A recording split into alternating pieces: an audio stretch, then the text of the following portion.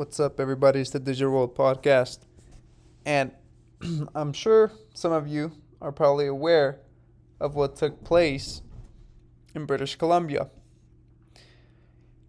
And here, I'm going to read a little bit about this article and then show you the footage of what is taking place, which is sad. And not only because of like the people that are suffering, but there's going to be secondary consequences from this. And I'll show you what I mean by that. And when you look at images like this, right? This is the railroad right here, and then there was a highway. And here you see the slide, the mudslide, the water, everything. It says both the CN and Canadian Pacific main lines along the Fraser River are out of service and will require heavy reconstruction of bridges and rail beds. Vancouver, the country's biggest port, is closed. Okay, their biggest port is now closed. And this is mind-boggling. What a coincidence. Now, I'm not saying that someone did this purposely or, whatever group is in control. I'm not saying that. But what a coincidence that all these ports all of a sudden are getting hit hard, right? I know that I'm going to have to do some searching, but there was a document in the 1990s that was signed that petitioned to allow, it was a three-letter agency that was requesting to control the weather patterns in by the year 2025 or around there. And I need to do some searching to find that document to present it to you guys. However, take this with a grain of salt, with what I'm saying, until I am able to prove it to you. But it's interesting that, the ports are all being attacked at this time. And it's going to cause shortages, heavy shortages. Okay, it says the prairie grain harvest, which should be flowing west at peak seasonal values, is constrained to CN's northerly route from Edmonton to Canada's secondary Pacific port, Prince Rupert. A trickle of train movements over CP's Crown's Nest subdivision indicates some traffic may be moving from an interchange with Union Pacific at Eastport, Idaho. Look at this. So you saw the angle right there from the front. This is the aerial view from the back.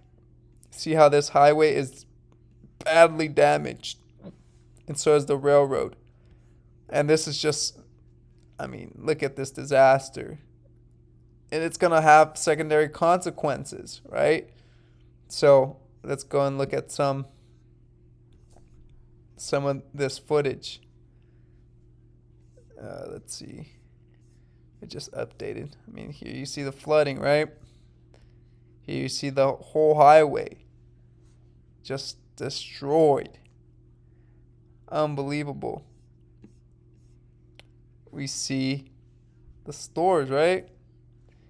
Veggies it's empty. So the shortages that are gonna come from this, and just because it happens in Canada does not mean it's not gonna happen. No country is exempt from disasters, from catastrophes. And the fact, I don't know if you guys saw this, but earlier in the year, during the summer, we saw that the UAB, United Arab Emirates, in, I'm blanking on the name, what's that one very rich city-state, I guess it's called. I'm blanking on the name right now. But anyways, it was so hot that they had their scientists make rain fall down to cool down the temperatures. And it was heavy rain. So if they can do that, they can definitely do a lot of things.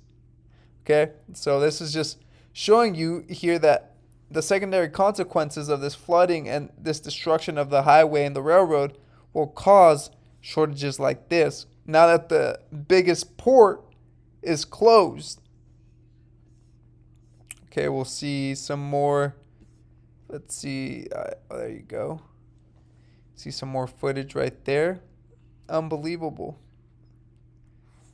Unbelievable. Here you see bigger mudslides. It's going to take a lot of reconstruction for all these things to get fixed. Okay, go further down. See, it's completely snapped. If any of you are from Canada or know about this, live in the area nearby, or just know people there, what are they saying? I'm curious to hear what their thoughts are. Because there's the perspective of what's being, said on the media, but there's also the perspective of the people that are there in real time. See, you're getting all this. Yeah, I mean, you can't travel on that. You can't. And it's just sad.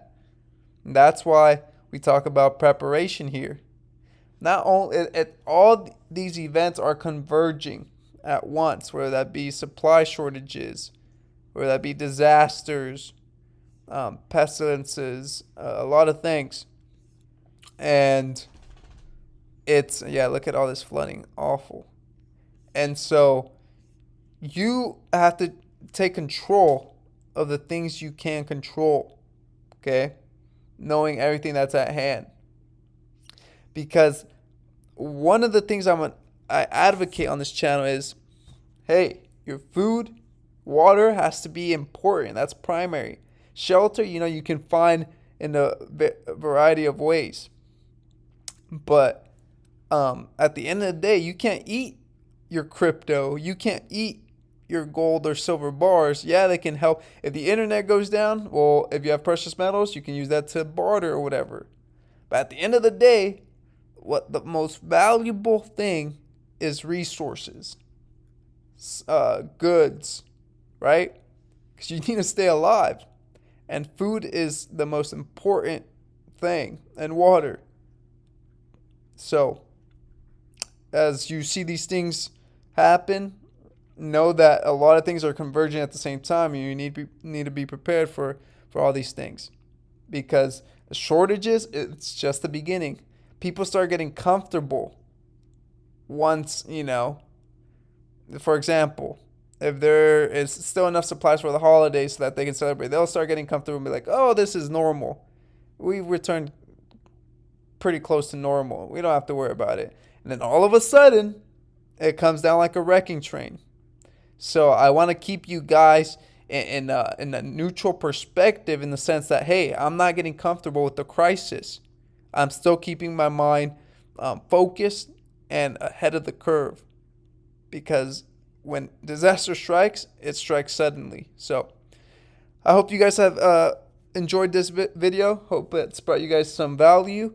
If you're new to this channel, consider liking and subscribing. Let me know your thoughts, especially if you know of people in the area or are from the area. I'm interested to hear what you guys have to say. All right, this is the Digital World Podcast, and I'll see you in the next episode.